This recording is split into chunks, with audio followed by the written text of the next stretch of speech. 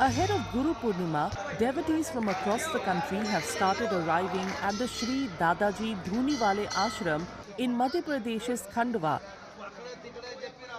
The ashram houses the memorials of two saints, Shri Bade Dadaji Maharaj and Shri Chote Dadaji Maharaj, who are deeply revered by their followers as spiritual gurus.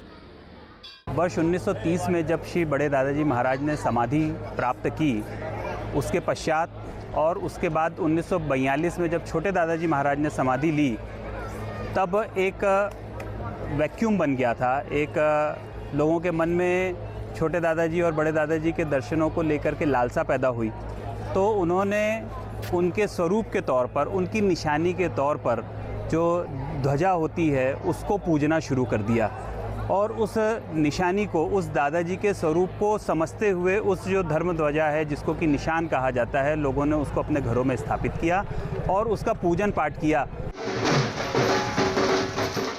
Some devotees say they've walked hundreds of kilometers carrying the sacred flag to offer at the memorials, believing that doing so will fulfill their wishes.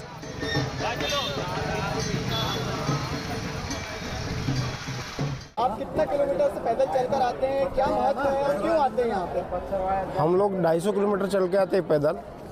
इसका महत्व बोले तो बता ही नहीं सकते, इतना उसका महत्व है और हर किसी की मनोकामना पूरी होती है।